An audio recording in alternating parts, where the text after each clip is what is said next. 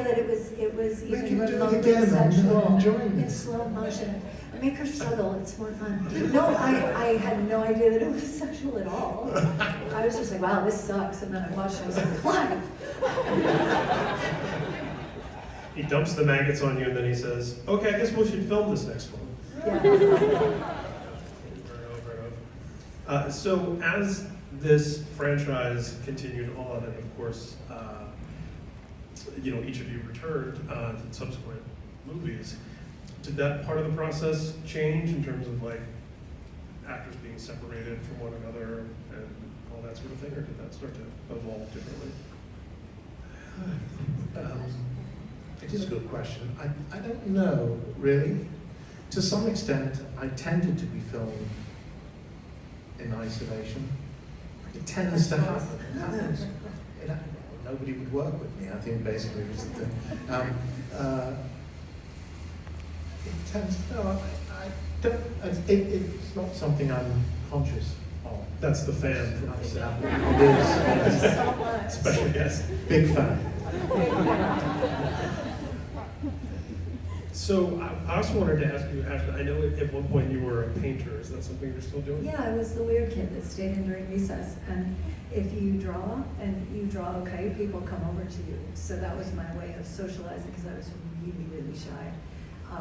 But I had to stop drawing my friends and stop drawing the teachers, because I would make it look like I thought that people looked, and so I learned you don't draw the people that you know without their approval or kind of forewarning them. But yeah, I've drawn my whole life. Wow. And that Specializes in dead raccoons.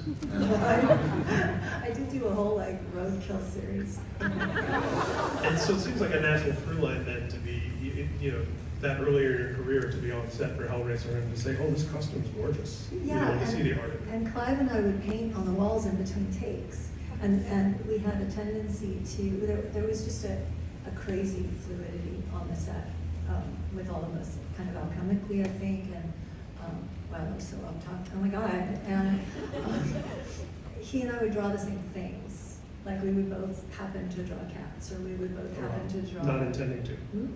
No, there was a show that we were at, and I got there first, and I thought I would do a drawing for him as just like a welcome, and I started drawing a raven, and I was like, that's not very friendly, but I kept drawing it with an eyeball, and I brought it over to him, and he was drawing on his beautiful imaginary art book, and I said, this is for you, and he went, oh, this is for you, and it was exactly the same thing. So there's that, like, cohesive thing. Yeah, it was cool. I'll show you. Spooky. Speaking of spooky, how about that segue?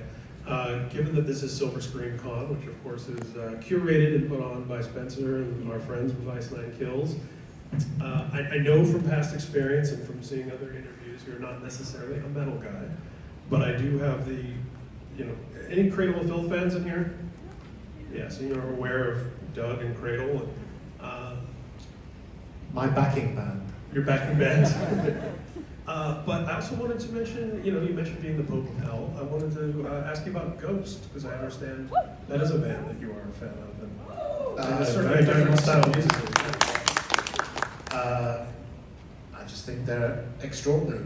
We were, I was Texas Frightmare in Dallas in about 2015, and had not really seen or heard Ghost. I'd seen the images, and they suddenly appeared on the floor of the convention as Bill Philpott brought them in, of course, full rig as Papa and the Ghouls, and they came to my table and we all lined up for a photograph, and someone, I can't remember whether it was Tobias, as we're now allowed to call him, or the ghoul was kind of whispering to me while we were doing it, which was weird. They were playing the House of Blues that night in Dallas, and we were invited to go, so it seemed rude to say no. Now, having seen the way they looked, I expected them to be the kind of metal band that makes me not like metal, which goes like this. Or sometimes want that as your ringtone. Or sometimes, you know, it goes. Dun, dun, ding, ding, ding, dong, ding, ding, ding, ding, ding, ding, ding, ding.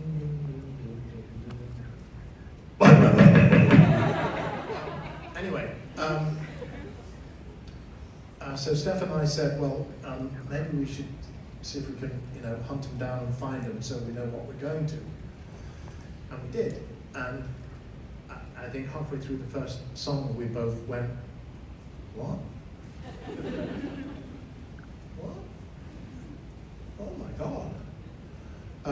And we were sold there and then. I think Tobias is somewhat of a genius, is it metal? And I know that debate rages, and metalheads get furious because they're not a metal band. I don't think they are a metal band. His roots are in metal.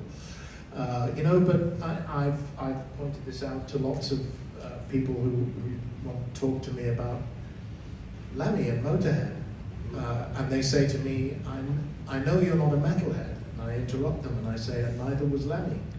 Lemmy wouldn't have Motorhead being called a metal band. Fuck off, he said. Yeah. We're a rock and roll band. And if you liked him, I think Ozzy would have said, we are first and foremost a rock and roll band. And Tobias is that, and I know people have likened them to, you know, Blue Oyster Cult, and if ABBA did metal, which I think is insane, but I think it's such a fantastic concept that I love that, and I'll take it. It's everything about everything, and he's produced, you know, he's one of the hardest working guys in showbiz as well. He never stops. We missed him on this tour. We were out of town when he came to Pittsburgh, so I get to see him on this tour. Which pissed me off because one of my favorite songs on not the most recent album, but the one before, when they were touring in support of that album, he wasn't doing it, which was Darkness in the Heart of My Love, which I think is just an extraordinary song. And on this tour, he's doing it, and I missed it. So. They've come a long way from the House of Blues. Yes, I think they'd already released the first album, where they was that tour in support of the second album? It may have done.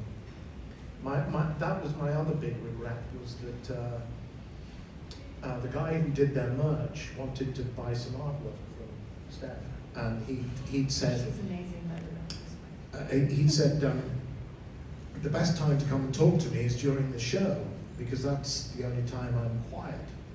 So a few songs in, we said we should go and do that, so we nipped down and talked to him. We missed probably a couple of songs, one of which, and he's never done it again, and I think we've seen them live 7 times now. He's never done it again. Was their cover of Here Comes the Sun, and I missed it. And I'm a #1 Beatles fan, so Yeah. that was.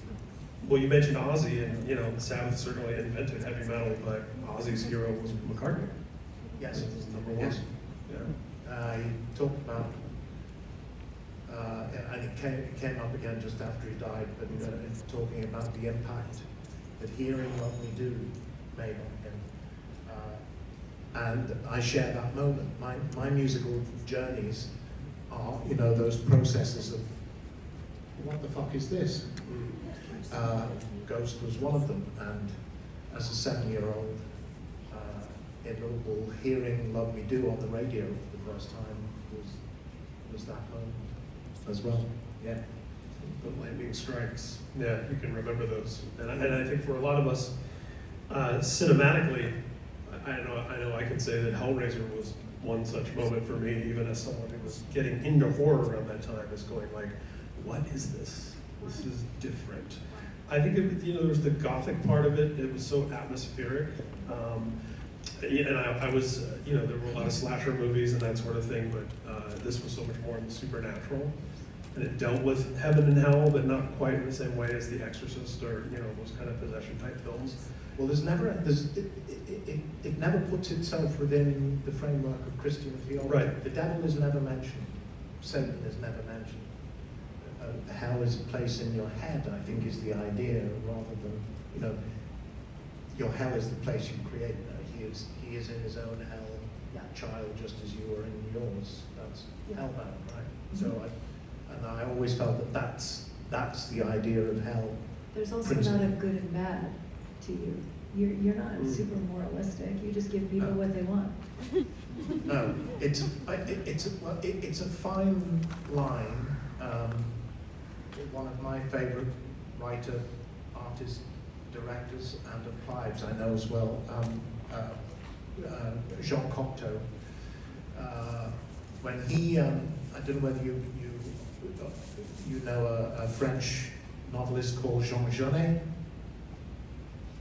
Everybody goes blank, but if I say, do you like Jean Genie? Yeah, you do. Well, David Bowie was referencing Jean Genet. When he was inducted into the I've lost it, the Académie Française in France, Cocteau gave the induction speech, and he said that Genet was a moralist, not to be confused with one who moralizes. And I think it's a distinction that applies to Pinhead, Yeah. because he's not a moralizer. That became an issue for me in Hellraiser 5 because I felt I was moralizing. You know, this is a good thing and this is And the that's bad not thing, and the moral. bad thing is killing the good thing. And Right. you know, look both ways before you cross the street and be nice to your mum and dad. Not quite Pinhead's thing. Didn't You seem don't to wait be. 15 minutes after eating. Both ways before you cross the street. And don't chew with your mouth open. So, yes, that's the distinction I think with Pinhead. And he wants the dark, dirty, cobwebby corners of your heads and memories and hearts and souls, the bits that you maybe don't even like to admit to yourself, and we all have them. And that's where Clive lives. In the shadow. Yes. In the dark, dirty places, that's where he always is. And it really, you know, I mean, metaphorically speaking. possibly literally speaking as well. I think that's part of, you know, when you hear conversations about IP and those kind of buzzwords now, you know, Hellraiser really established its own world, its own lore, its own mythology, and that's something that we've all connected to with Ice Nine Kills, is Ice Nine Kills has taken that type of inspiration, and with their band and Ghost certainly as well. Yeah, there's not as much of that these days as it seems like there was around the time that Clive was creating this whole thing. I kind of just think we're at that like get off my lawn age. So everything feels like it's not. Yeah. There's that too. Maybe there's lore building that we're not seeing. So I Yeah. think that's human experience to create things like that. Maybe it just comes in a different form than we're used to. Yeah, it's on TikTok probably. So we have a microphone here. If anyone has Karaoke. questions or would like to sing a song for Ashley or Doug, Yes, please. please feel free to line up.